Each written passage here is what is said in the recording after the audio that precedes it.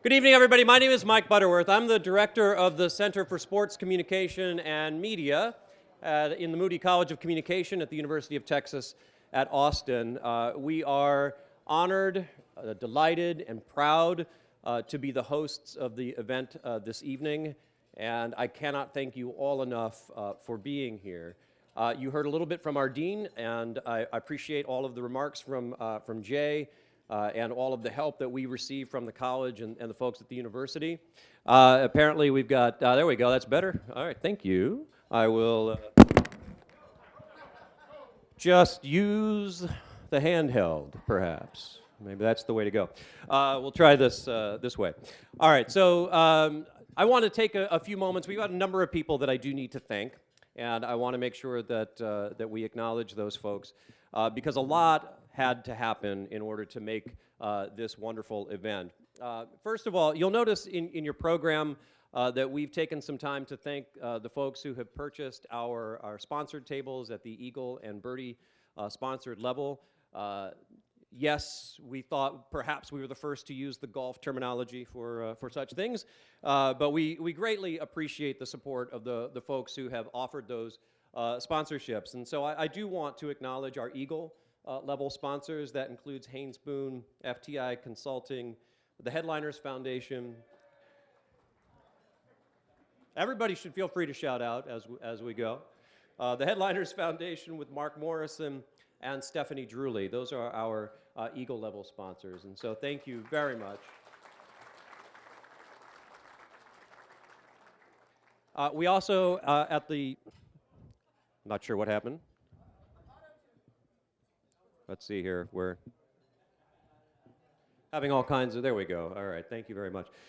For the Birdie level sponsors, we also have a number of people that I'd like to recognize. Dr. Lee Anderson, Dr. Paul Freudigman, William Brown, Bill Hall, Ralph Ellis, Chris Knipp, Mark Kutch, Robert Estrada, and Ken Capps, and also Frost Bank, Accenture.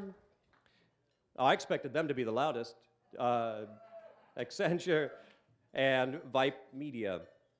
And so thank you all to our Birdie sponsors as well. I also want to acknowledge D&M Leasing. You'll notice at your table that you will walk home tonight, drive home perhaps, with a copy of Dan Jenkins' latest book, and that is courtesy of D&M Leasing. So a big thank you to them as well.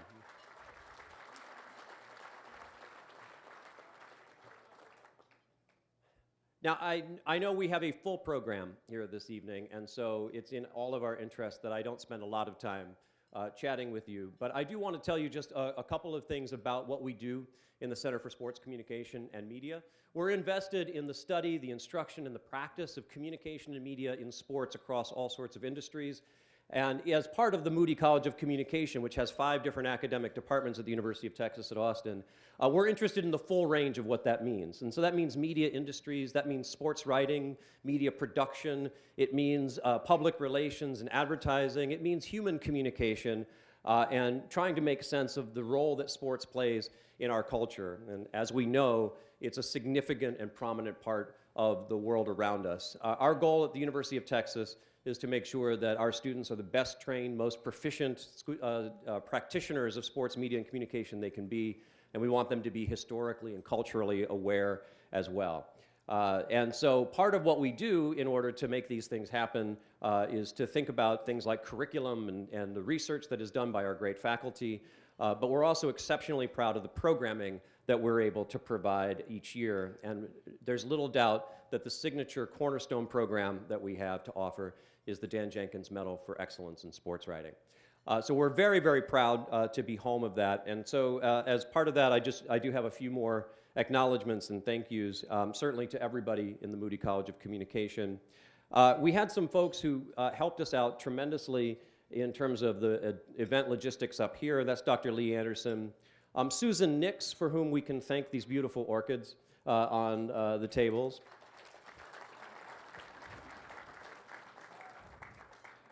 Mark Panis, who is our advisory council chair. And as I described him earlier today, somebody who loves his institution more than anybody loves anything that I know, and that's Mr. Ken Capps. All of these folks have helped us tremendously in being able to put this event together. And I have to also acknowledge the Colonial staff, Alexis Gresh, and all of the people who we have been working with, Taylor Lepore and Ashley Lewis, who have just made this an incredible evening. And so great thanks to them and to everybody who is serving your food and taking care of things tonight. We can't thank them enough.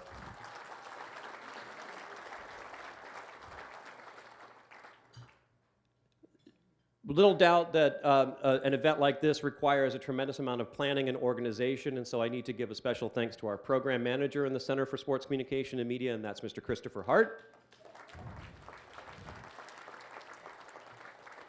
And I want to thank our jury co-chairs who are responsible for collecting the nominations and proceeding with the process of actually awarding our winners, and that is Michael McCambridge and Dan's daughter, Sally Jenkins.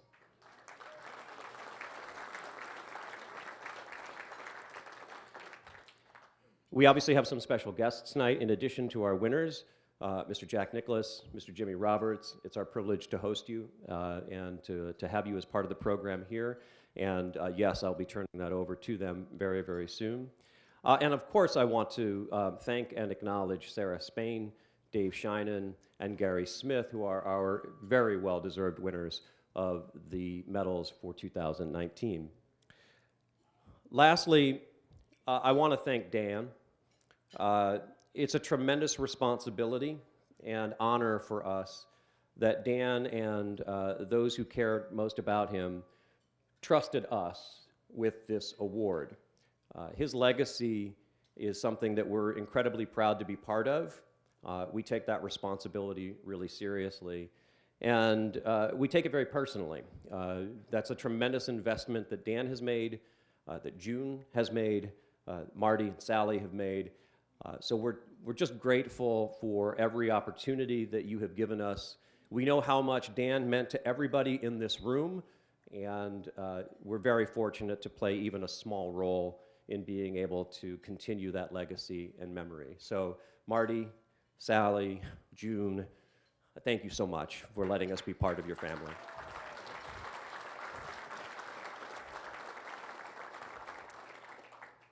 So with those thank yous said, I think we want to turn our attention to the presentation and the program tonight. With that, in order to set up the first part of our program, I'd like to welcome to the stage one of our jury co-chairs, an esteemed sports writer in his own right, our friend, Mr. Michael McCambridge.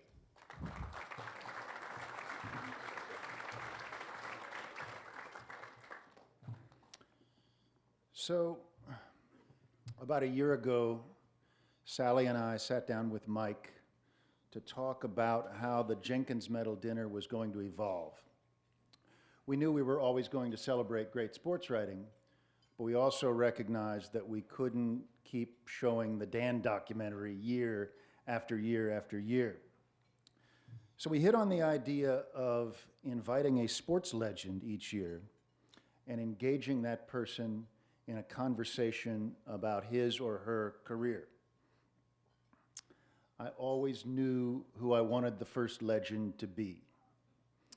And tonight I'd like to talk for just a few minutes about what I learned from watching Jack Nicklaus. I was 9 years old when I watched my first golf tournament on TV. It was the 1972 US Open at Pebble Beach. I didn't know at first who I was cheering for, but I soon decided it was the talented guy with the impossibly golden hair who seemed to be more formidable and interesting than anybody out on the golf course. I knew nothing about the sport then, but when I saw what he did on the 17th hole Sunday, using a 1-iron to hit the pin from 218 yards, even I recognized that was something special. There was something else about Nicklaus as I watched, a quality that I would later hear the military describe as a commanding presence. And from then on, Nicklaus was my guy. Football was my first love, but on the weekends of the majors, I'd hover by the TV set and watch intently whenever Jack Nicklaus was in contention, which was basically all the time.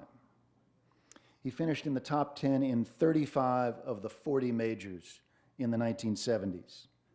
He won 8 times, finished second 8 more times that decade. He was always around. And those were some of the most vivid memories of growing up as a sports fan. Nicklaus out-dueling Johnny Miller and Tom Weiskopf at the Masters in '75. The Great British Open in '77 at Turnberry, where I think I was the only person in Kansas City, Missouri, not rooting for Tom Watson. In '78, he won another major and was named Sportsman of the Year by Sports Illustrated, and 2 more majors in 1980. By that time, I'd learned a lot more about him, mostly from reading Dan Jenkins' writing in Sports Illustrated. I learned about Nicklaus's consummate sportsmanship, as exhibited in the Ryder Cup in 1970, his imperturbable focus, and his immense competitive drive. That was the thing that struck me the most, what Hemingway once described as grace under pressure. Nicklaus was every bit as gracious in defeat as he was in victory. So, through my college years, I kept watching, but by then Nicklaus was in his 40s and in the mix less often. But whenever he was on the leaderboard of a major tournament, I made it a point to watch. Until 1986. I was in graduate school at Northwestern University, and early that year I'd started dating this lovely woman named Marty. She was a fan of theater and modern dance and poetry, but she knew almost nothing about sports. So Sunday morning, April 13, 1986, we were having brunch together, and it was the first nice weekend of the year in Chicago. And Marty said, "You know what would be fun? We should get our bikes out and just go drive up the lakeshore. Have a day of it." And I considered that, and I looked at the Sunday Chicago Tribune with the leaderboard after the 3rd round of the Masters, and there was Nicklaus in a 7-way tie for 9th place, 4 strokes off the lead. And I thought to myself, he's too old, he's too far back, there's too many people ahead of him. Let me go biking. So Marty and I made a day of it and packed a picnic and went biking. We got back to my apartment about 6:15 on Sunday evening. She turned on the TV and sat down on the couch to read. I was in the kitchen doing something, and I heard the newscaster on the TV. "In a stirring comeback today at the Masters, the 46-year-old," and I went running into the living room with a look, I'm sure, of shock and wonder in my eyes.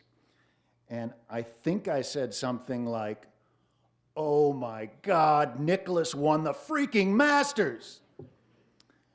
At which point Marty looked up from her Artist magazine and said, "Nicklaus, isn't he the one who always wins?" So I learned 2 valuable lessons that day.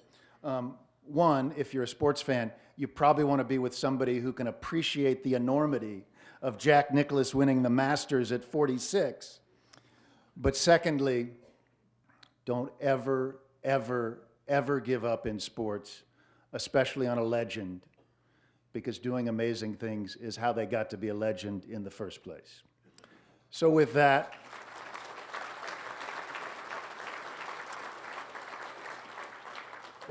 I am very grateful to bring on our MC, Jimmy Roberts, to have a conversation with the very first Jenkins Medal Sports Legend. Ladies and gentlemen, Jack Nicklaus.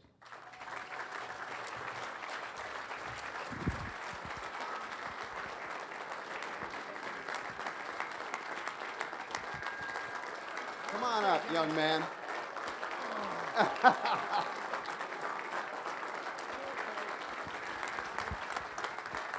See, I was kind of sitting on the edge of my seat, and I was figuring that what Michael was going to say was, here's what I learned. Never go biking on a Sunday when there's something on TV you care about. I guess not. What do I know? I wanted to go. Is it working? I don't know. Try it again. Yeah, I said I wanted to go biking that Sunday too. No, you But didn't. I couldn't. Barbara wouldn't let me. I think it worked out okay for you. Well, first of all, welcome. It's good to see you, and you're really gracious to come and do this. Well, thank you. Jakey was a great friend, and I think it's since his passing, we miss him. I enjoyed his humor. Even the last time I was here, which was a couple of years ago, some of the remarks and some of the things that he said still always amused me, and I always got a big kick out of him. You look at some guys and you say, well, he's a good writer. And then you looked at Jake and you said, that's Dan Jenkins, he's a special writer. And Jake, he always had something. He'd go in the press room, and he'd be at the press conference. He'd never ask a question. He was going to write it the way he wanted to write it. He didn't care about the facts. He wanted to write his own story. And he never let a good story, the facts interfere with a good story. So, but he was just always did something special. There's always a special way he did it. I loved his books, and it was he was just a special guy. So when they asked me to come here tonight, I said absolutely. Let's go back a little bit and kind of deconstruct this whole thing about the way Dan went about his business. Journalism, sports journalism, has certainly changed from when you first came out and started playing professional golf after you left Ohio State. Tell us how you've seen it change. Oh, well, there were some guys back in Dan's time, of when he was doing it a lot. There was the Herbert Warren Wins, and there was a Bob Drum. Well, Drum I wouldn't consider a writer in that. Easy now. But that's all right. He was Arnold's guy, and We're still going to do that. no, but that was all right. But I never got involved with Drum. Pat Ward Thomas, the guys that I guess I mentioned Wind, but you had a lot of guys back in those days that were actual writers that actually sort of I don't know what the right word is. Maybe you might say just consumed the event and just sort of and put it out the way they saw it, and and then what's happened over time. Those guys have gotten older and passed away, and a lot of the writing today is more in the press room. They ask 10 questions, they get 10 answers, and that's what they write. And it's not the creative writing.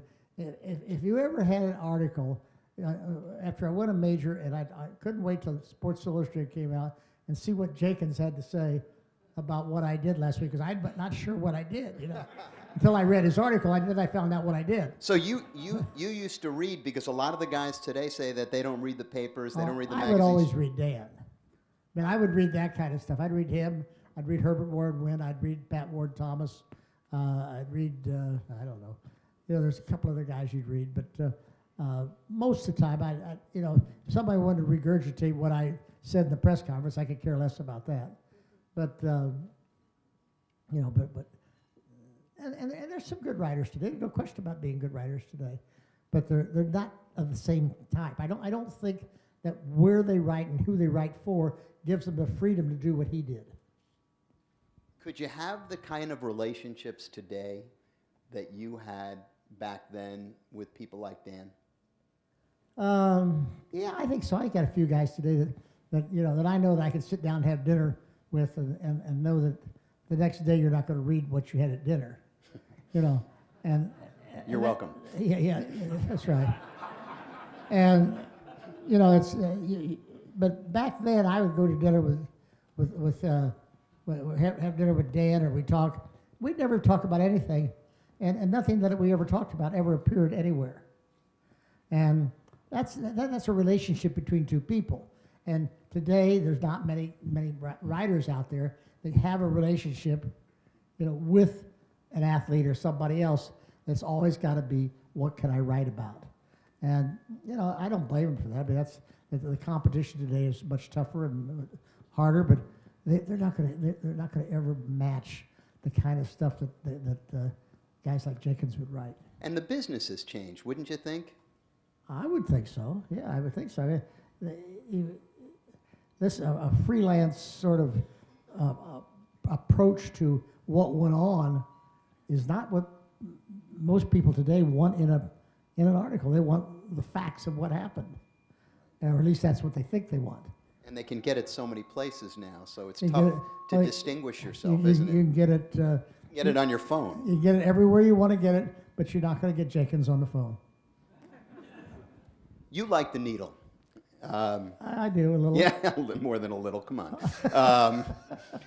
Dan loved the needle. Yeah, and I would imagine that would be something that you appreciate. I remember I once asked you about him, and the first thing you did was laugh because you said, some of the things he said. I always enjoyed having a needle out to give somebody a little jab and then get one back.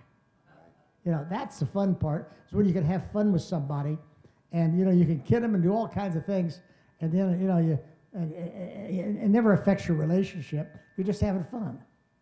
And, I mean, tell me if it's true. Did on Dan's tombstone, did it say, "I knew this was going to happen"? Yeah.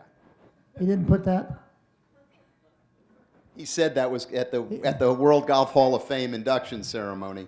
He said that's what he was going to have. I knew this was going to happen. I knew this was going to happen. Did he do that? Is it there, June? What? She wouldn't let him do it, I guess, right? You wouldn't let him do it? Well, anyway, I mean, that's the kind of sense of humor that you love, And it's, you make fun of yourself. You make fun of, you play fun at things you do. I think that Jenkins was, a huge Hogan fan, as you know. Yeah. And Hogan was, he was reverent about him, and yet he would still have fun with it. And not many guys would. I mean, Hogan was a hard guy to have fun with. That's the understatement of all time. But I didn't mean it in that way. I mean, I loved Hogan. Hogan was great to me. Of course he was. But I mean, for the time I played with Ben at Cherry Hills in 1960.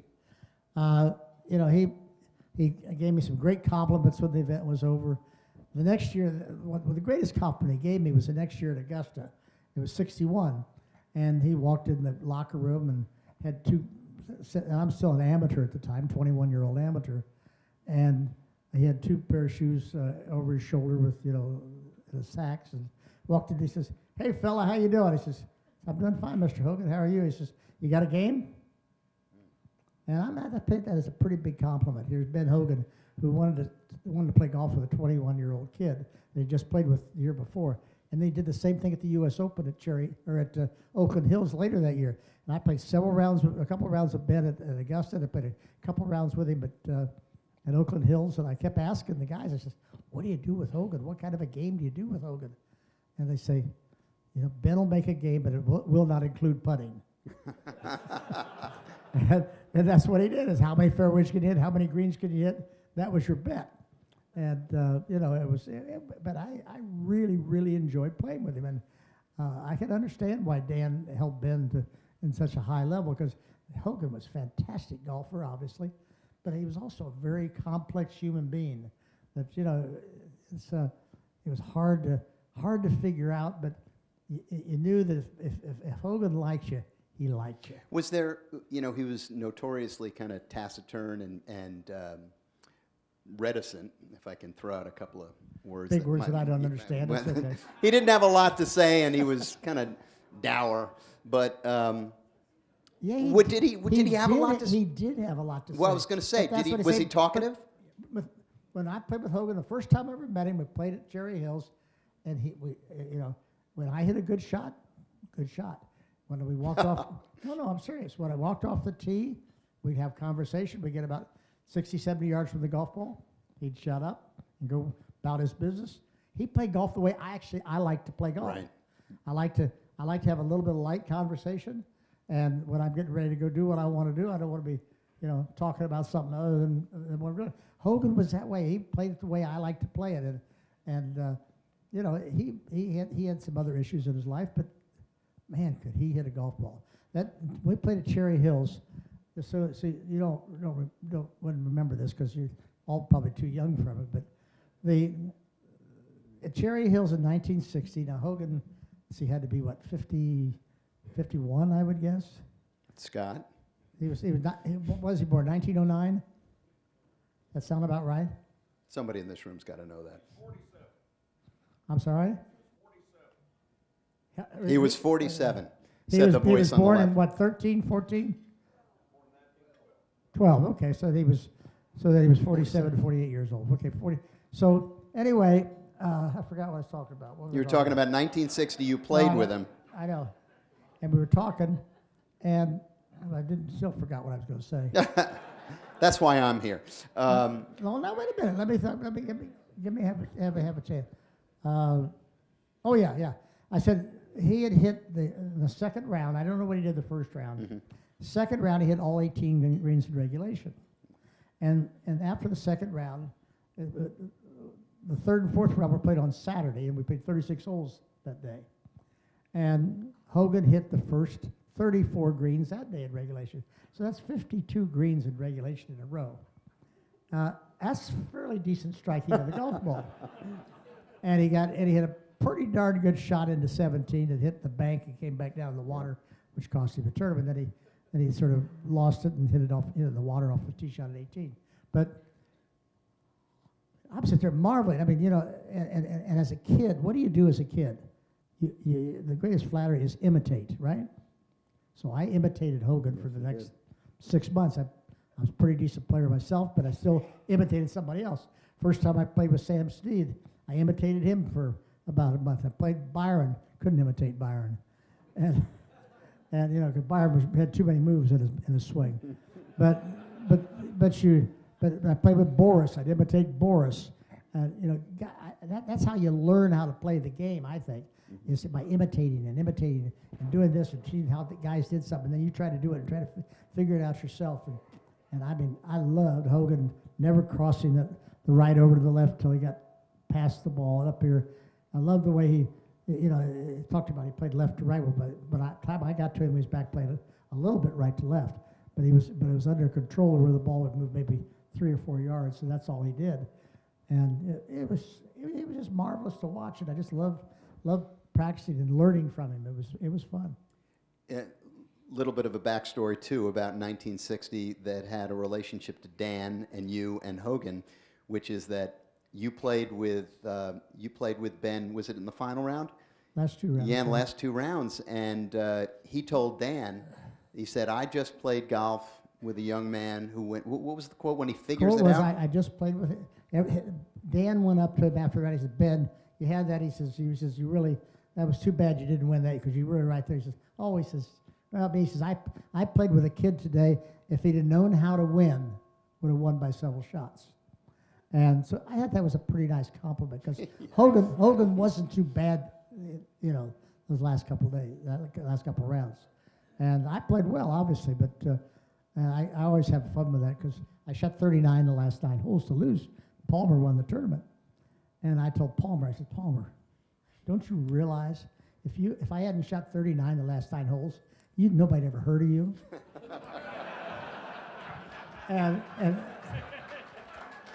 And of course his response to me always was, "Yeah, and if I hadn't 3-putted 9 times at Oakmont, nobody ever heard of you."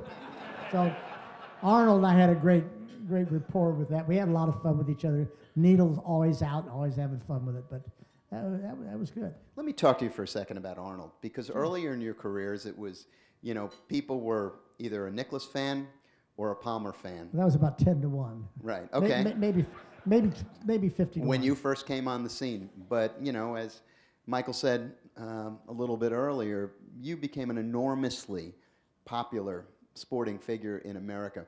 Give us a sense, give the folks in the room a sense of what your relationship with Arnold was really like. My relationship with Arnold was, Arnold's 10 years older than I am. And I'll go back through the whole thing with Arnold if you don't mind putting up with it. We're good. I was 14 years old, and I'm playing the Ohio Amateur at Saviligo, Ohio, and it was a Tuesday, and it was pouring down rain. And I was the only golfer on the golf course playing a practice round. Nobody else was on the golf course. And as I walked off the golf course, there was some idiot on the practice range hitting balls. They looked like Popeye. And I stopped back for about a half an hour and watched this guy hit the golf ball. And I said, man, is that guy strong? So I walked in the locker room and I said, who in the world is that guy on the practice range? He says, oh, that's our defending champion, Arnold Palmer. So that's my first time of seeing Arnold. Didn't meet him. First time I met Arnold, I was 18. We played Dow-Finsterwald Day in Athens, Ohio. And you from Athens? That's close enough. And so anyway, so I was invited to play with Arnold and Finsty, who had won the PGA the year before, and a fellow named Howard Baker Saunders. And we had a clinic on the first tee. And at the end of the clinic, we had a driving contest. And Arnold was about a 20 or 30 yard par four, a little downhill. Arnold drove it on the green. That's a pretty good drive. Well, I drove it about 40 yards over the green.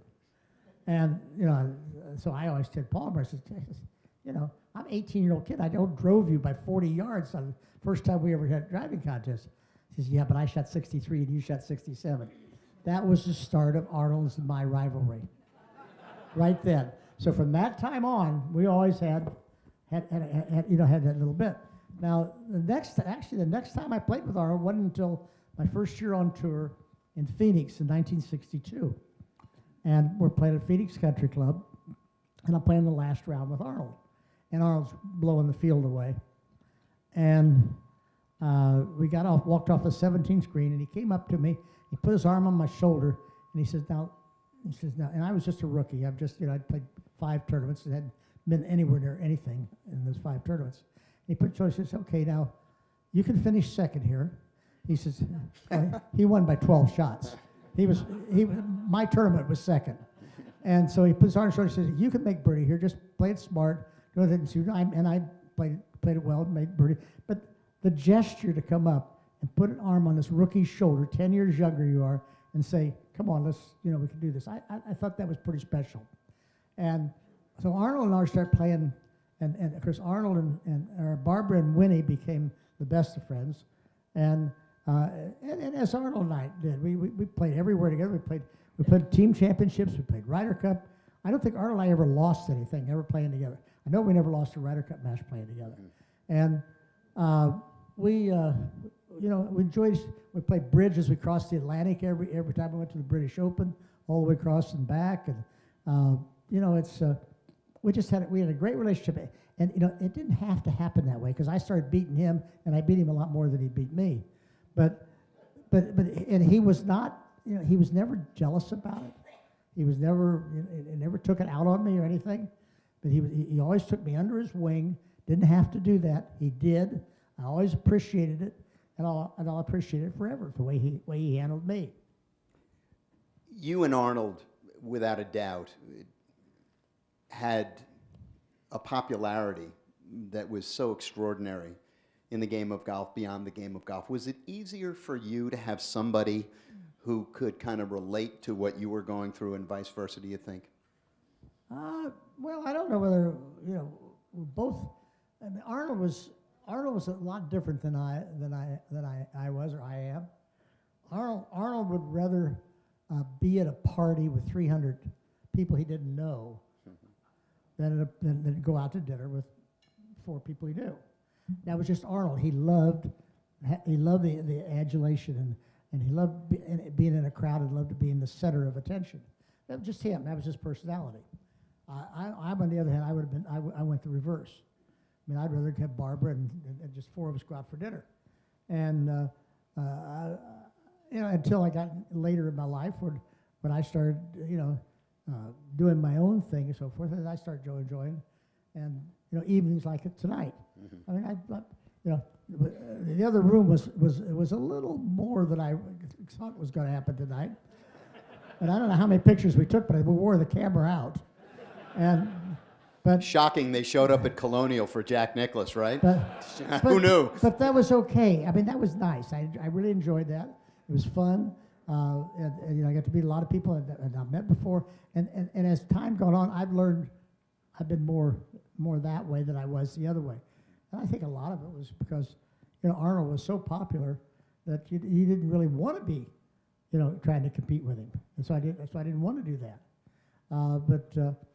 You know, it's and we had a great relationship the whole time. I think, you know, the last time I talked to Arnold was on his birthday, and his birthday I think was September 10th, and Arnold passed. I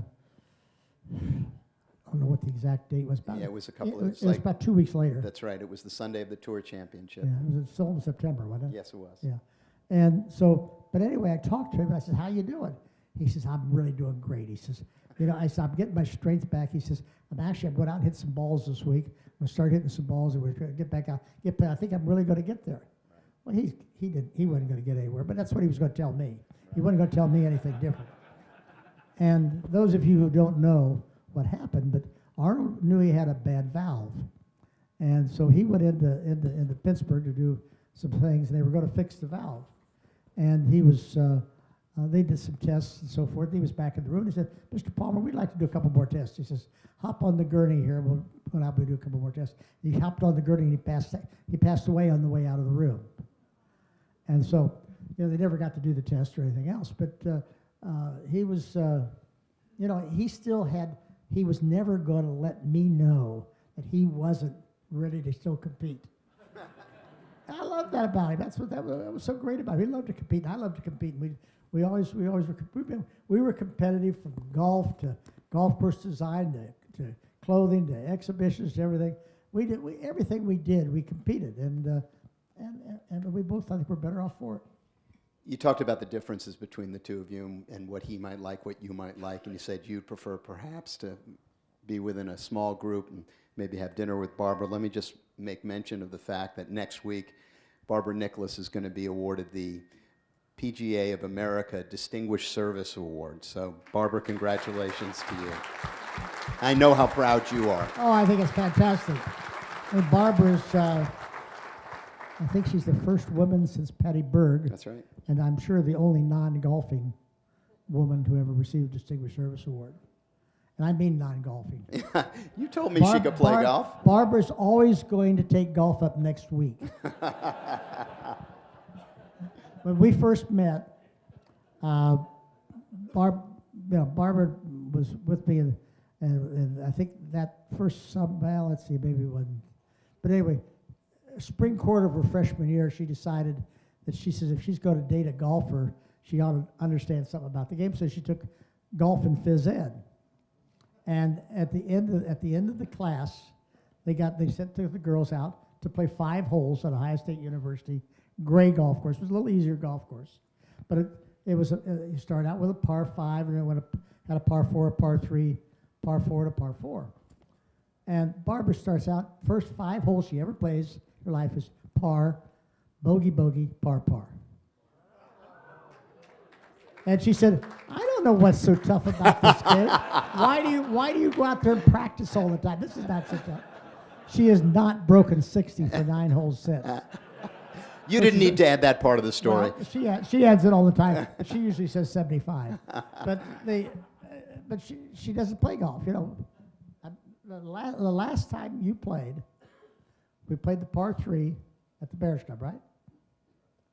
We played the par. Now, she hadn't touched a golf club for 5 years, and she didn't really touch it then. She probably just hit something. Anyway, we go out and play. We said, "Come on, Barbara, let's go out and play the par 3 course." And we play, we played 6 holes or something. I don't know what we played. But anyway, the first hole, she hits it in a bunker by the green. It's a par 3 course. Leaves it in the bunker and then holes it. Second hole, she hits it on the fringe, puts it off the green on the other side. Holes it. The 5th hole, she hit a tee shot over the green, downhill slope, downhill pitch, holes it. and we play the 8th and 9th, which are both sort of island greens with water, and she hit it inside me on both greens. Wow. That's not bad. And, so how it's pretty accurate, right? And she You could be a reporter. has not touched a golf club since. That's been probably 10 years. What, 9? Long time ago. Jack, let me finish off tonight by talking about today's athlete. Today's athletes oftentimes breach the line between confidence and being brash. When I think back on you and what constitutes trash talk, about as close as I can get is Augusta in '86 on the 16th hole when you hit, what was it, a 5-iron on the 16th, and you said, and Jackie, who was caddying for you, said, "Be right," and you said, He said, be good. "Be good," and you said, It is. "Right." And that's the cockiest remark I've ever made on a golf course. I hit the shot. You couldn't see the bottom of the pin. I knew I hit the shot perfect, at least I thought. And Jackie says, "Be good, be good." And I said, "It is." And I just reached out, picked up my tee, didn't even watch the shot. I almost went in the hole. So what do you think of today's athlete? You're a big sports fan. You got a I am grandson I am a playing in the sports fan. NFL? I do not, yeah, I do. I don't follow baseball at all. And yet the last 2 nights I watched the first two World Series games. I was in a duck hunting camp in Canada. And we were watching the games. Montreal Expos play? Yeah. But I mean, the speed of the guys that pitch today versus what they used to pitch. I mean, every pitch is 99 today. It seems like it. And used to, if a guy got the ball in the mid-90s, he was pretty fast. But anyway, but I enjoyed that. I was a little surprised that the Astros did lose 2 of them, but that's all right. I mean, maybe they'll be better. They don't play tonight, do they? Yeah, they do. Tomorrow night, isn't it? No, tonight. They're playing tonight? Right now. Playing right now? Right now. Who's winning? Who? Yeah. Okay. Got to even the thing back up. That's all. Okay. Anyway, I got a grandson that's playing for the Dolphins. He's tied in for the Dolphins, and Nick is in his 5th year in the NFL, and we go to most of those games. Bobby O'Leary's brother here is with us tonight. Who went to TCU. Bobby just graduated from TCU last year. Easy applause line in this room. I'm sorry? Easy applause line in this room. I mean, you got a lot of Texans in here, don't you? Well, Dan and TCU, you know. Huh? Dan and TCU. Oh, yeah, I got that part of it. Right, there you go. But anyway, Nick does well. He's a good football player, but he's on a pretty bad football team right now. And But what about attitude? Just let me, I want to His end up with this. attitude? No, not his attitude, like the attitude of professional athletes today. I mean, you hear folks say things today that you would never hear, when you were first in professional sports. some of the guys. Does it bother you at all? You okay with it? I mean, somebody says, "Man, I was really good today." Yeah. No, I'd never say that. No. I really had a nice day. I was very fortunate. I was lucky to make a couple of putts. No. Boy, I really putted well today. I knocked those in. I was sure that I was going to just absolutely eat the field up. I mean, you don't say that. That's what you hear today, isn't it? I don't understand some of that, but it is what it is. I guess if you don't stand up for yourself today, nobody stands up for you. Somewhat. It's not my style though. Yeah. Jack, it's really kind of you and Barbara to make your way across country to honor Dan and the great sports writing. Thank you so much for coming. Well, thank you, Jimmy. And we came here basically for June and for Sally and for everybody here at Colonial has always treated us so nicely. I didn't play Colonial a lot. I was fortunate to win it once, and in 1982, and that was the first time that I'd won a tournament with one of my sons on the bag. Steve caddied for me here in '82, and it was the first one we'd done that. And I've always enjoyed it here. And of course, Bobby was here, so we wanted to come out and see Bobby. So it's been a nice evening. We've enjoyed it. I've enjoyed being part of it. Thanks for your hospitality. I know you have a little football game here tomorrow too, don't you? You got horns going out here. And you got what? How do you do that, Bobby? My fingers don't work That way? Okay. Whichever way it is. We got a little game at Ohio State tomorrow. We almost went from here up to there tomorrow, but I'm going to go home and watch it on television tomorrow. And Ohio State and Wisconsin. So that's two teams up north, Big Ten teams. In case you didn't know what that was. But anyway, it's been fun. Jimmy, you are the best. Nah. This guy is fantastic. He is always there when you want him to do something. He's always there, and he always does it well. Thanks so much, my friend. I Jack, appreciate it. Anytime for you and Barbara. And we're going to move ahead with the program, but before we do, I know that we actually have Dan Jenkins' favorite writer of all time is here, and she's going to make a presentation. Sally Jenkins.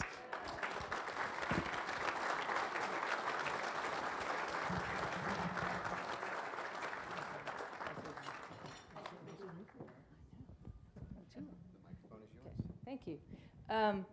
I'm just going to speak a quick word about writers and the subjects that they cover, because Jack was so nice to come here, and Barbara too. And Barbara, how many times have you heard those stories? I just have to ask you. That's got to be a world record. Yeah. You hadn't heard. I don't know which ones they were, but We lead parallel lives, writers and the people they cover. We're in the same places, doing quite different things. But I can tell you that I remember being taken with my dad. I think it was to the Old Heritage Classic in South Carolina. My dad was raising a family on the road, and so were you guys.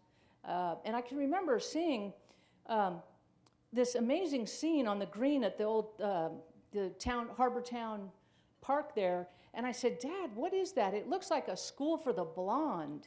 Just got off the school bus. And he said, oh, that's just the Nicklaus kids.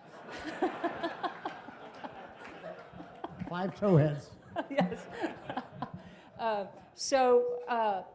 It got me thinking about, my father's job was to watch you and then to go back to a blank page and hit a few keystrokes and try to capture what you had done. And that's what my friends Chuck Culpepper, Dave Sheinin, and Sarah Spain, and Gary Smith, who are being honored here tonight, we all try to capture this very ephemeral scene on deadline in a very brief period of time. And we try to pin it down, and it's almost an impossible task. But one of the things that I learned from watching Dad try to do that with you over the years is that he was as influenced by you and as shaped by you as he tried to shape you on the page. If there was something free and easy and yet powerful in Dad's work, it came from trying to describe you. And, excuse me, he tried to meet your excellence with his own, and that's what we all try to do as writers. We try to meet that. And I love that I get to give this to you tonight to honor you. I wish my dad was here to give it to you, but thank you for being here.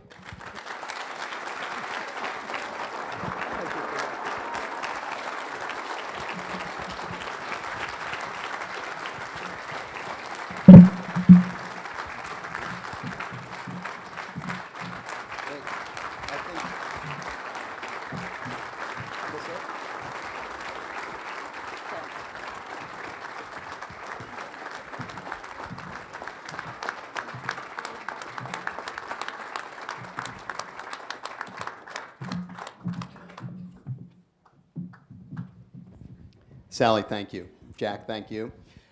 Now let's move ahead with the rest of the program. Chuck Culpepper, who, along with the man he's presenting this award to tonight, don't really have anything else to do tonight because, writing for the Washington Post on the third game of the World Series. There's nothing going on tonight, is there?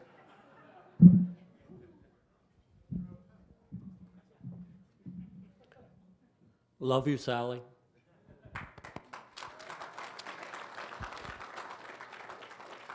As well as those who raised you and those who grew up with you.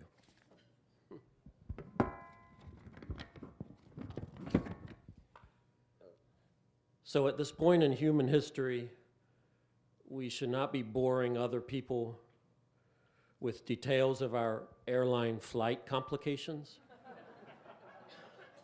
Nobody wants to hear any more about your delays, your connections, your middle seat, your fatigue, or your aggravation. Now, let me tell you about the wild schedule I have this weekend. I'm leaving here on a 10:30 flight from DFW because I have to be in Columbus at noon tomorrow for a kickoff. And I tried to ask several people around Ohio State if they could hold the kickoff at a later, more civilized hour, and they seemed to think I was kidding, and it never even dawned on me that we could have gotten that later kickoff. It's Ohio State, after all, with one call from Nicklaus.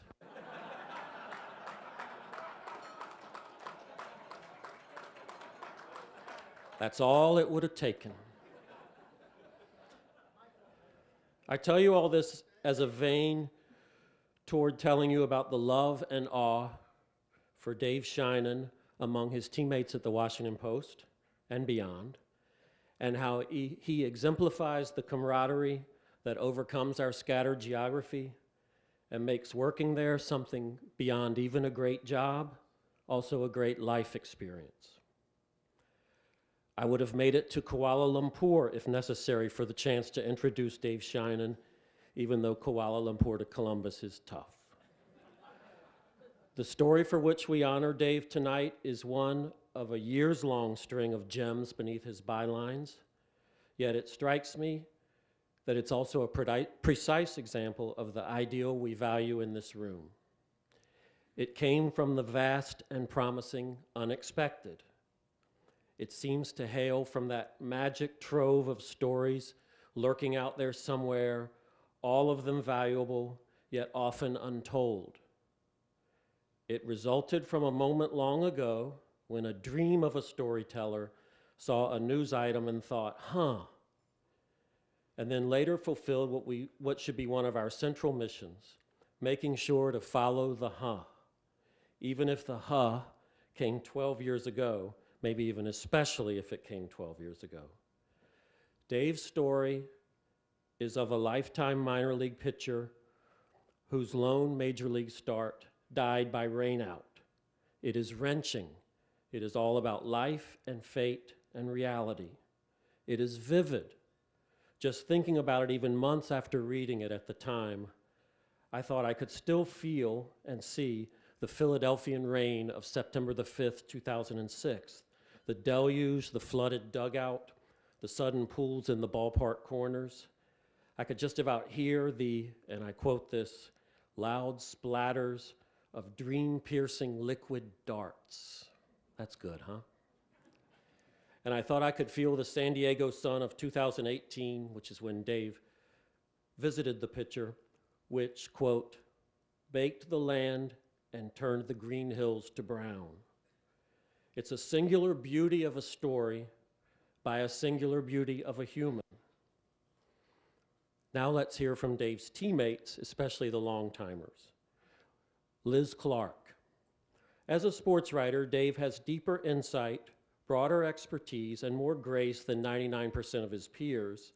Yet that's but one facet of this fascinating man, who is also an exemplary husband, father, co-worker, and friend, an exceptional songwriter, a trained opera singer, and a consummate entertainer, equally capable of bringing a room to a hush with Puccini and inciting a raucous house party with a full-tilt rendition of the OJs. Barry Saviligo. I don't know a better writer, but where does writing even rank in Sheinin's talents? In a business full of fun and funny people, he stands out as more fun and funnier with otherworldly gifts. Adam Kilgore. Sheinin is unfairly talented, whether at laptop or piano singing opera at a Brazilian restaurant, and he shares those talents with generosity and no pretense. Jerry Brewer. He is the smoothest, most unassuming writing god I've ever met, and he can stand up in a restaurant in Rio de Janeiro, start singing, and bring down the house. And here's Gene Wang telling of Tommy Lasorda in this metropolitan area one night, requesting, quote, something operatic from Dave, at some hotel bar. Just imagine Tommy Lasorda singing arias along with Dave at the piano. I wish we had cell phone cameras back then. Rick Mace. I'd just point out that in the annals of sports writing, there's never been a Sheinin, someone more interesting and thoughtful than virtually any subject he tackles. Dave once wrote a Facebook ode to Barry amid the Rio Olympics as a way of stating that he valued their collaboration in the unforgiving corridors of Olympic swimming coverage. And those few paragraphs, brimming with goodness and decency, managed to exemplify for me why we love this nutty business we chose. As well, we could wish for everyone that someone would speak and think of them as Dave does about his wife, Amy, and his posts about his swimming daughters always make me feel just plain happy for his swimming daughters, that they can learn the world from such exhilarating parents. I, for just one, knew I loved him as a reader and from word of mouth for others long before I met him, which was in Russia in 2014, of all places. And I do consider it a highlight of my career and my life that I am allowed to stand here and introduce to you the justly beloved Dave Sheinin.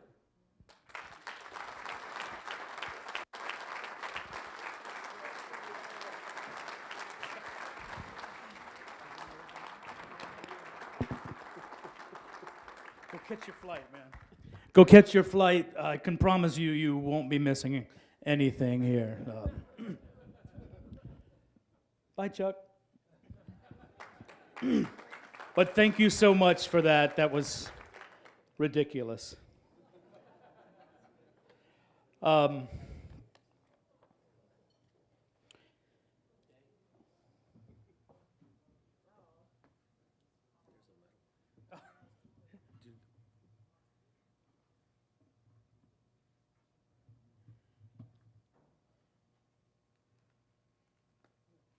Oh my God. There really is a medal. There's an actual medal. Thank you.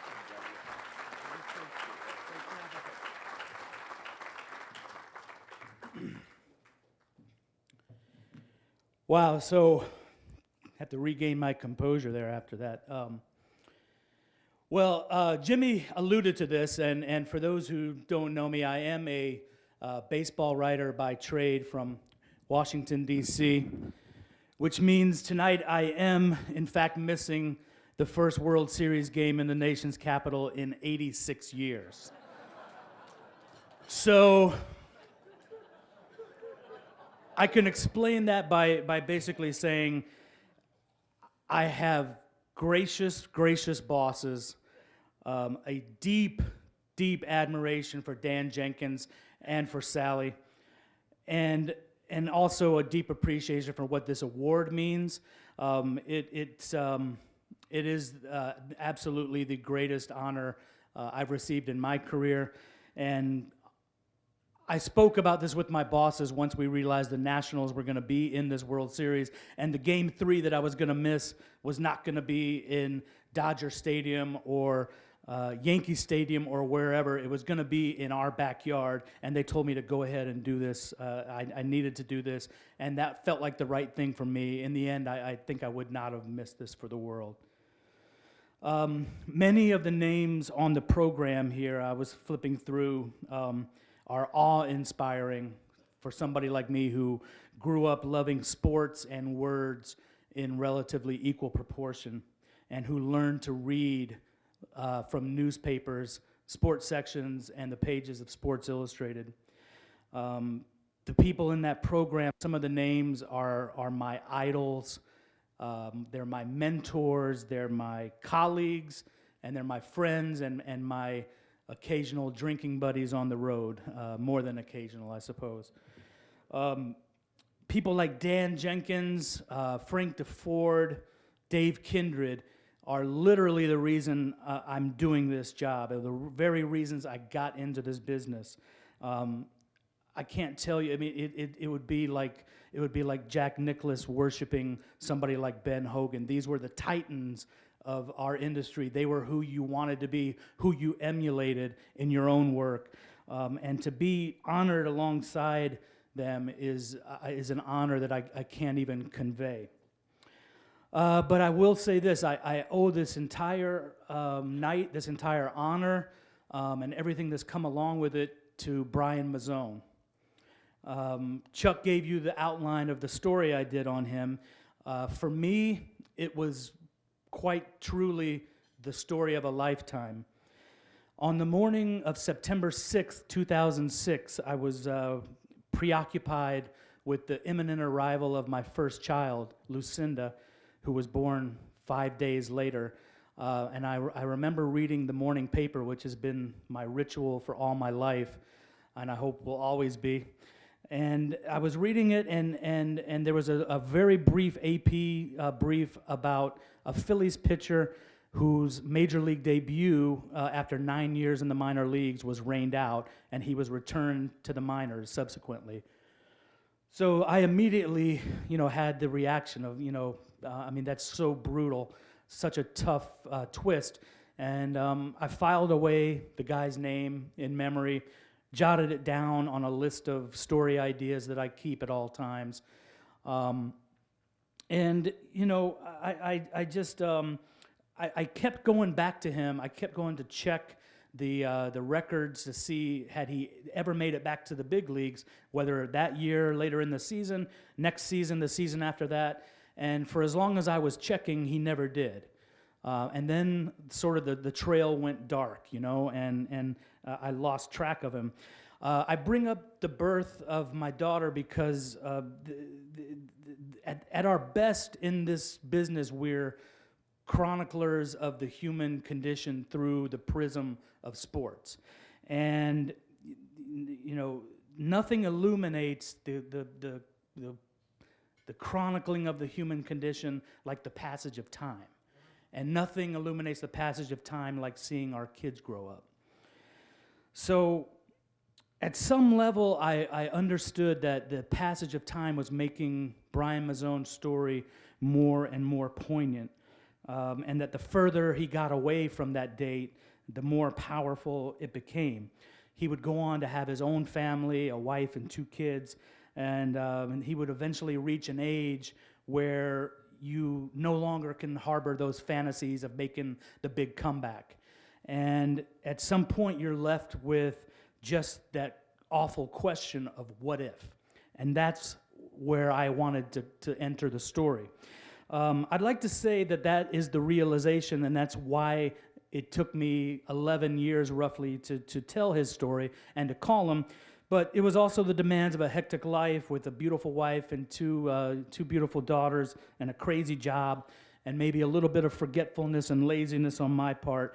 But the story never left me. And I would think about him over the years and wonder what happened to him and how much or to what extent he had processed the cruel fate that had been chosen for him. So finally, around November of 2017, I picked up the phone and I cold called Brian Mazzone. And I told him I wanted to tell his story. And his reaction was something along the lines of, "Are you serious? You want to tell me? And ironically, that was also my reaction when I found out I had gotten this award. But I explained to him that I thought people would resonate with his story because we celebrate the cup of coffee big leaguer, right? Moonlight Graham, Crash Davis, all the rest. But there's plenty of others who did 10 years in the minor leagues and never made it, or they came really close to a call-up and never made it. Nobody had the story like him where he got the call-up, got to the stadium, put on his uniform, and the game got rained out. I wanted to tell that story, and he agreed to sit down and tell it to me. I had my own doubts about the story, though, partly because of his reaction to it. Why am I special? But also just because I cared about that story, and I had been carrying it with me for so long. I really worried that whether anyone else would care the same way I did. And especially after meeting Brian and his family and hearing them tell it to me, I felt a responsibility to him. I took it upon myself sort of to right a cosmic wrong and to make this guy a name and to give him what fate had taken away from him, which is his moment. So I wanted people to care so badly, but I worried all the way through the writing process even. I did the second section of the story is a preemptive defense of the story, which is why I care about Brian Mazzone. Well, here, I'm going to tell you why. It turns out I didn't need to worry about that because people resonated with that story in a huge way. The response was overwhelming. Brian was overwhelmed. He loved the story. He was so grateful for me telling it. But you know, it was the conversation with his father that brought it home for me as a father myself. You know, I asked the father, Keith Mazzone, about the pride of hearing his son had been called to the minors finally after 9 years, to the majors after 9 years in the minor leagues, and the anguish of seeing it fall apart. And I knew what was coming, and I still was unprepared to have, you know, Brian Mazzone's father crying in front of me. And you know, I cried a little bit myself. I mean, we're invested in our stories when we do them like that. And after the story published, Keith Mazzone sent me a text, and he said, "I couldn't have asked for a better end to a young man's dream. Thanks to your story, he will now be remembered more than if he would have pitched that game. From one father to another, thank you, thank you."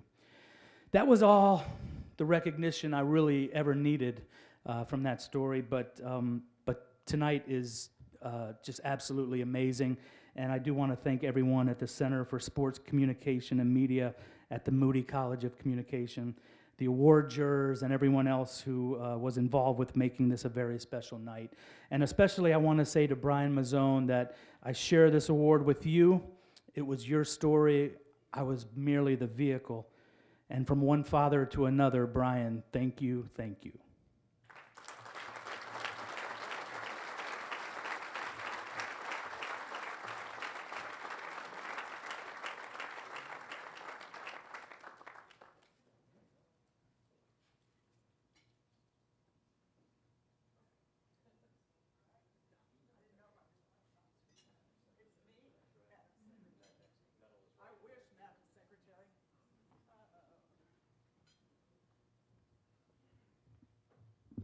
A little bit shorter.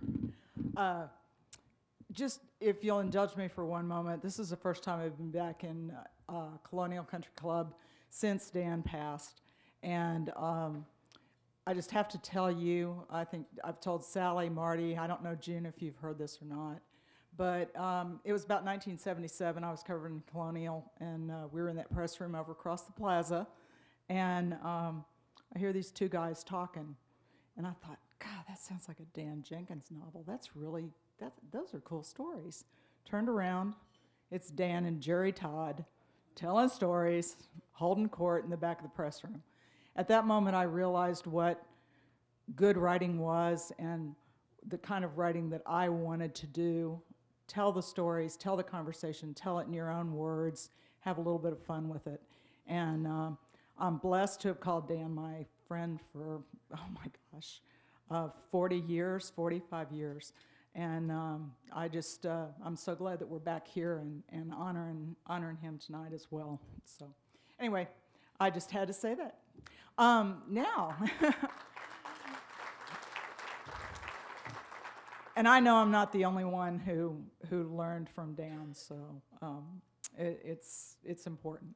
As I was driving up here today, they asked me to present to the first female writer to win a Medal of Excellence, and I got to thinking, back in the day, back in the 70s, a lot of female sports writers, there weren't a lot of us really. There were very few of us. Sally hadn't even jumped onto the scene yet, and we didn't know each other. We saw bylines, we might have talked on the phone, this or that, but when we actually got to meet each other, it was really cool. It was like, oh wow, that's you. And You know, it was because there weren't very many of us. We were, and Dan was one of those people that didn't care. Jack was one of those people that didn't care. Jack accepted me as a reporter and every other woman in that press room. But you know, it was always unique to sit down and hear the stories. And so I walk in today, and I had not met Sarah. I'd watched her, I'd heard her, I'd read her. But we clicked, we started talking, and we were talking a little bit about that. And she goes, I can't wait to meet Sally Jenkins. And I said, oh. And she goes, I've talked to her a million times, but I've never met her. And so right before the dinner, we had a chance to meet, and it kind of came full circle. I mean, today, there's a lot more females in this business. There's a lot more opportunities for women because of the way that the media has evolved. And I have to tell you that this year's honoree has taken advantage of an awful lot of those. You know, as I said, you've seen her, you've heard her, you've read her. What I learned in about 2 seconds from Sarah tonight was that she was kind of like a lot of the sports writers that came up in the 70s. She was an English major at Cornell. She was a heptathlete. She actually did improv. She thought about being an actress, and she wound up being a sports writer. Who knew? There were a lot of us that came up that way. Did I get it all right? No, that exact way. You all did the exact same thing. No, we didn't. I was going to be a doctor, became a history major, and one of the best writers, other than Dave Sheinin of Major League Baseball, Richard Justice, dared me to become a sports writer, and a year later I was doing it. So I have no idea. I just kind of landed there as well. But Sarah, you know, Dave was talking about conversations, about the things that go into our writing. And it's all about having conversations and telling them. And the story that Sarah won for, and I'm going to give you the Cliff Notes version as well, because she needs to tell it to you. A Kansas City running back went in search of his biological parents. And it's a story that frustrates you, that makes you smile, that makes your heart ache. It's a journey, and she takes you on it all the way through everything, only to find out what we all knew a lot of different times in our lives, that sometimes the answer is closer than you think. It was a heck of a piece, and without further ado, you've read her, you've heard her, you've seen her, you've read her. Now you get to listen to her. Come on up, Sarah. Sarah Spain, ESPN.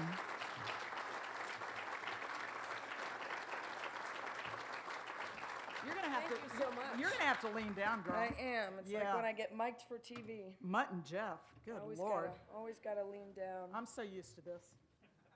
I'm so used to My- being the little one. Does that count as my There you workout go. for the day? There you go. All right. There it is. Up there. Thank you so much. Yeah, she mentioned I was a heptathlete, and it's an interesting and useful skill to be pretty decent at many things, and to get to do all of them. So I'm a radio host and a TV host, and I have a podcast, and I write, and that is why this 5 to 7 minute presentation will be a 25-minute monologue. But you get used to being decent at many things, and it allows you actually to escape having to focus and devote all of your time to any one thing, and therefore never have to be responsible for whether you're ever great at anything. And that has been both athletically and occupationally my MO for the most part. I try my best at everything I do, but I do enough things that if I'm not the greatest at any of them, who can blame me? So when this story arrived at my doorstep from my friend Skip, who was teammates with Dylan McCullough, who is now the running backs coach for the Chiefs, but they played together at Miami of Ohio. And he presented me with a story that if you hear a 5-minute synopsis, you are already getting the chills. I said to myself, oh no, I could really mess this up. And I immediately thought of all of the people that I work with who should probably write it. So I brought it to E60 as a feature television story. And when the man in charge said, well, this is such an amazing story. And for those who didn't read it, here's your synopsis. Is adopted, adoptive dad leaves, grows up with a mom who's in some very abusive relationships, has a tough childhood, gets recruited for a number of schools, ends up at Miami of Ohio because he clicks with the coach Sherman Smith, who had this swagger from being a former NFL player, ends up playing, injury derails an attempt at an NFL career, becomes a coach himself, follows in Sherman's footsteps, does a football internship with him, and learns how to be a coach himself, discovers at 45 when he has his fourth child that he'd like to know more about his background for the medical histories of his children, as he continues to give the doctors that I don't know about my medical history. Laws change in Pennsylvania and Ohio. He's able to unearth his birth certificate, find his mother, and when he asks her if she knows who the father was, she says, yes, I was 16, he was 18. I never told him, so I've only told about 3 people in the world. I never wanted him to find out via rumor if I wasn't going to tell him face to face. Your father is a man named Sherman Smith. It was his college coach who had been his mentor for, at that point, 25 years. And Sherman never knew he had a child, and Dealin never knew it was his father, and it was the ultimate sort of nurture versus nature. No one gets to pick their parents, except he did. He picked him. And then when he found out it was him, he said, I never believed I could be worthy of someone that amazing being my father. And they had so much in common, and it spoke to all these different ideas about what is ingrained in us and what we are taught. And so there you go. You got your chills, right? And now I'm tasked with writing this. Someone who had never before written a long-form story.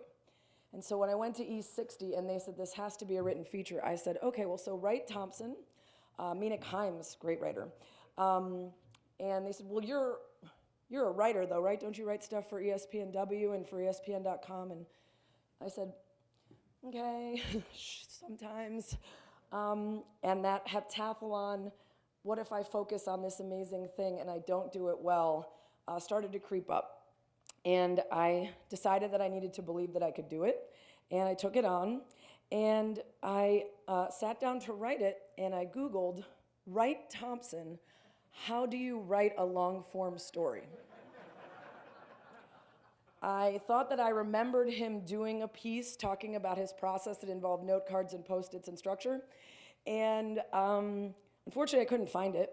I think you did do that once, but I couldn't find it on that day. So instead, I just read a bunch of Wright and Mina and Seth Wickersham and other people that I admired to get in my head the idea of how do I even begin to tackle something like this, where not only do I have to tell this incredible story, but I somehow can't give it away. But I also have to like introduce this character, and it was like CSI, right? Like I need to introduce a couple other murderers so that at the end you're not all like, duh. So it was a process.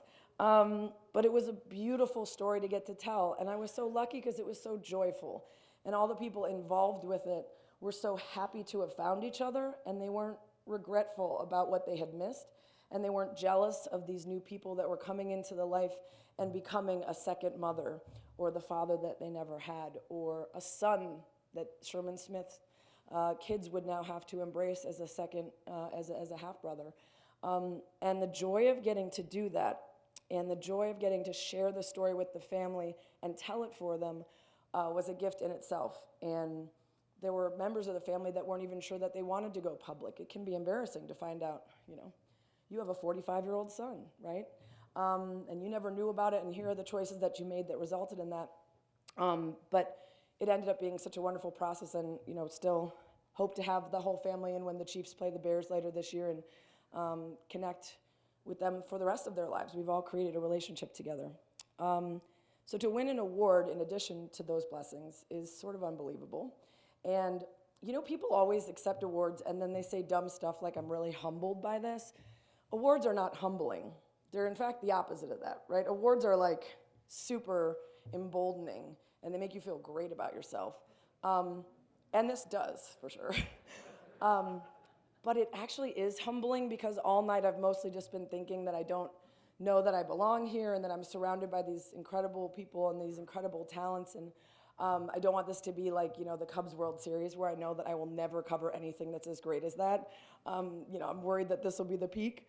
But that doesn't serve me, and it doesn't serve anyone who's watching and following in my footsteps the way I follow Sally and other women writers. So the imposter syndrome that we all feel has to be tamped down and instead replaced with an acknowledgement that if you decide that you can do something and you arm yourself with the tools to do it, then magical, amazing things like this can happen.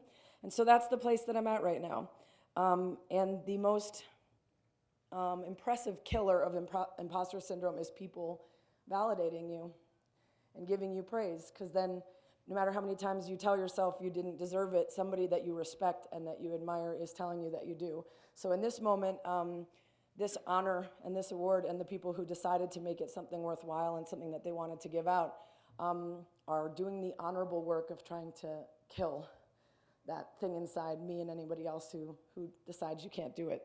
And so I guess just to completely annoy Jack Nicklaus, I'm just going to say I was really good today. And yeah, I'm just really glad Dave and I ate the field up. So thank you.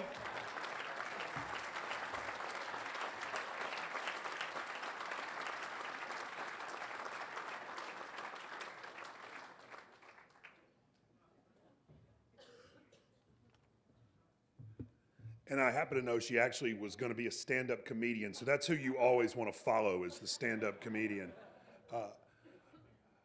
My name's Wright Thompson, and I'm here to introduce the Lifetime Achievement winner of the Dan Jenkins Medal.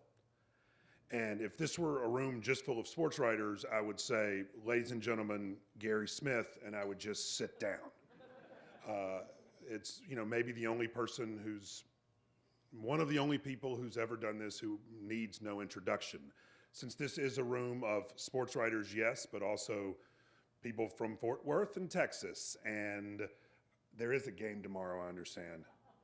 And you have golfers and the Jenkins family and lots of friends and family of Mr. Jenkins. I felt like what the introduction should do is to be some sort of translation. And so if when you hear Mr. Nicklaus talk about watching Ben Hogan hit all those greens, that's sort of the way that sports writers feel about hearing the name Gary Smith. I mean, I can run the stats at you: 4 National Magazine Awards, 12 times in Best American Sports Writing, but everybody who follows golf knows that 18 professional majors or 6 green jackets doesn't really sum up the feeling of watching Jack Nicklaus hit a golf ball, or of being at a tournament on Sunday and feeling the energy of a crowd.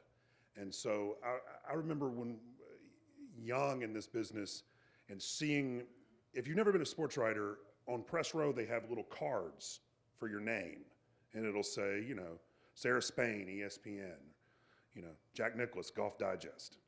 And you can dream. And so we walked in. It was, I think, a basketball tournament. It said Gary Smith, Sports Illustrated. Now, Gary writes these stories. He would write 3 or 4 a year. They would be about people you never heard of, or they would be about the most famous athletes in the world, and they would be, I'm trying to think how to describe them. They were their own genre. There was the magazine stories everybody else was writing, and then, this was a Gary Smith story. So, I called my friends over. I'm like, dude, Gary Smith is at this game. I don't even think he was. I think there was just a press credential that Sports Illustrated had applied for. But we all were like, all right, I know what we got to do. We got to hang it, because you just saw the byline. I had no idea what he looked like. And so we're all going to stand here, and we're going to see if Gary Smith comes over so we can find out what he looks like. And so for people who didn't grow up reading and dreaming of writing those stories, I was at a restaurant one time and Sean Connery was there, and I kept sort of looking over and being like, oh my God, that's Sean Connery. That's what it felt like to look down and see Gary Smith's name on a card and wonder if you might see him. If you're from Fort Worth, hearing that name, it evokes something that, it's like Bob Wills or something. I mean, you hear it and it stands for something. And like all of the Jenkins family and friends and fans of Dan Jenkins know, Dan wrote really great stories, but he also spawned a generation of insufferable imitators. I mean, there were all sorts of people who were basically doing a 24-hour-a-day Dan Jenkins impersonation. And so the gift that Gary gave us was all of these wonderful stories. Of course, the curse that Gary gave us is all of these people doing a 24-hour-a-day Gary Smith impersonation. You know, I've made a career out of doing a 24-hour-a-day Gary Smith impersonation. And so before he comes up here and accepts this Lifetime Achievement Award for basically being the best there ever was, you know, I've had some pretty cool experiences in this business. I spent a couple of days riding around on an airplane with Mr. Nicklaus, and I got to tell you, when we were walking through an airport, maybe in Anguilla, I started to feel like that plane was mine, and that like I deserved it. I was like, you know, it was a real big bummer to get to West Palm and get on Delta. There was this brief moment where I'm like, this really, like I could really do this. He could fire Scott Tolley, and I could take over, and this is it. And you know, a couple of years ago, I received this medal from Dan, and you know, I flew my mom to that because that's how much this meant, and I wanted her to be there. But you know, the absolute, and this is like, people do hyperbole at these things all the time. I mean, this is made for hyperbole and saying stuff you don't mean. And, you know, just like everybody knows sort of what this deal is. So I want to preface that by saying this is 100% true. And it is that the absolute highlight for me of doing this job and writing all these stories for all these years is this right now, which is getting to give this award to really the greatest there ever was, Mr. Gary Smith.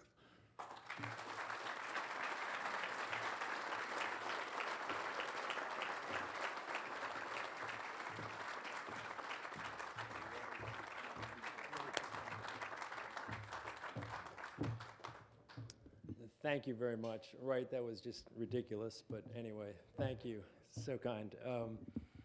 So I want to first thank Wright for that, obviously. I mean, Wright has won the award for Best Story of the Year, and he's only, what, 10 or 12 birthdays. The only thing between him and this Lifetime thing is 10 or 12 birthdays, unless they just say the hell with it and give it to him tomorrow. I mean, so anyway, thank you. That was incredibly kind. Thank you to my wife, Sally, for accompanying me here all the way from Charleston, and all the support she's given me, and all the nighttime dinner table talks. She's a psychiatrist about the people I was writing about, which made it really interesting to spiral down those rabbit holes with her.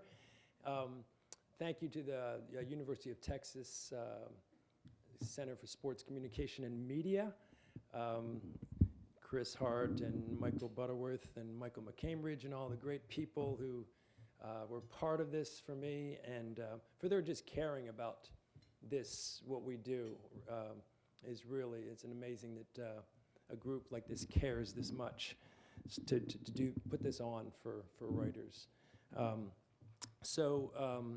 And then to the Jenkins family, Dan Jenkins, it's just Dan and Frank DeFord, the first Lifetime Achievement winner of this, the Dan Jenkins Award, they created the wave that I caught and rode. So deep appreciation to you guys and your family, and to Dan and Frank. So they're obviously no longer with us, and in the run-up to this award, there was kind of two deaths that I experienced really leading up to this. One was of my mentor and Wright's mentor, a person who we both deeply appreciate for what he did for us, because I bet most everybody in this room has had a mentor of some kind. And for me, and Wright, it's just a quirk of fate that we share the same person. It's really amazing that 20 years later, the person that enabled me to do and gave me the tools to do what I do did the same magic with Wright. And his name is Jay Levinger, and he just recently passed away. And but Jay was a guy, I walked into a magazine at age 27 called Inside Sports that Newsweek was funding at the time. It was a once-a-month sports magazine, quirky as hell, literary, really interesting thing, project, an experiment really. And there was this freaky guy who was a college dropout sitting over in a corner with a ratty tie-dye t-shirt. And this was Jay Levinger, and he was renowned for hitting triple figures in acid trips. One of the few men on the planet to have hit triple figures for that category. But Jay, and for once walking around a mattress with his girlfriend on it for 10 straight hours with his brain connected to God, saying one word, zzz. And so, needless to say, this is the kind of person that's going to inspire a writer. Mainly because what Jay did was he would say, don't worry about what an editor wants in a story. Don't worry about what you think the reader wants. Find the question about the human heart or the human mind that most fascinates you, and just follow it. Follow that thread. And out of that, that's where great writing lives. And so that's what I did. I just started following that. And it was, what I'd walked in like Wright did from the Kansas City Star, thinking that a magazine story was just a longer newspaper story. You're going from 750 words to 7,500 words. And my first, thing was just a longer newspaper story. Jay taught me that it's a whole different creature, a whole different beast, that you're going to go in this pursuit of that great question. You follow your curiosity about the human heart and the human mind, but don't take the pat answer. That it's the nuance, it's the paradox, it's the contradictions that really is where the gold mines are. The ambiguity is where the gold lies. And that's, a big thing to learn for a 27-year-old. And so I went on that journey, and so we lost Jay, and then just before, some of you may know, we basically lost, the death of Sports Illustrated basically occurred, and that's the magazine that gave me the incredible opportunity to go run with those tools that Jay gave me, and the chance to just walk into somebody's life and just spend a week and a half with them and ask them any question you want about the most intimate human material you could imagine, and they'll answer you, and that you're then going to take it and treat it, as the sacred material that it is, in a way that you're going to try to understand it and not judge it. And so that's what Sports Illustrated gave me. It gave me like 10 or 12 pages of the magazine 4 times a year to just dive deep with a human being that's a totally unknown person with an incredible story, or the most famous sports person in the world, at the time. So that was, and just by chance, it was incredible tonight to see Myra Gelband, who was my first editor at Sports Illustrated, walk through the door. So Myra, thank you to you. It was great seeing you here tonight. So, yeah.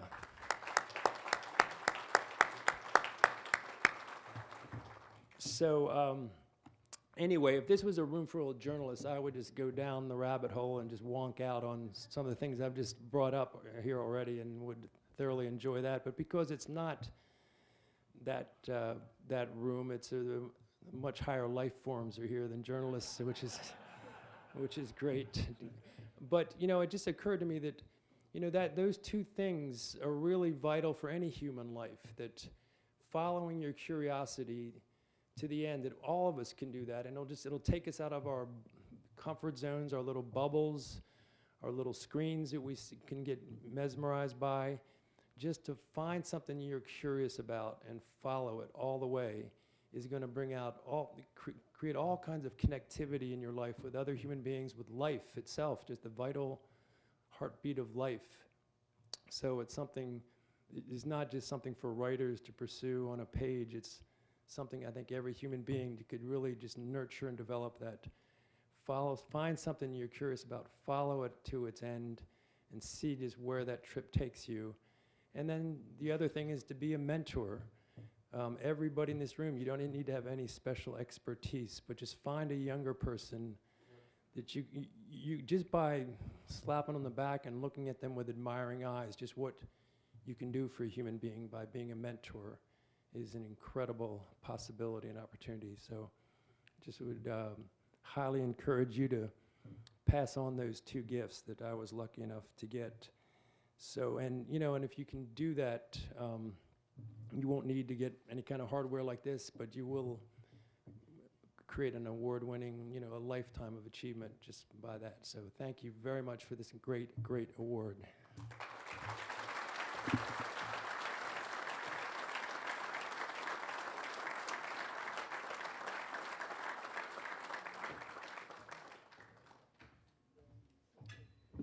Well, congratulations, Dave, Sarah, Gary.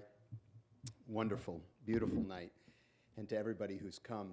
The kind folks who put this evening together tell me I've got 2 or 3 minutes to kind of make a few comments and wrap things up. But at this point, I can actually hear Dan Jenkins in my ear saying, "Come on, Roberts, nobody cares.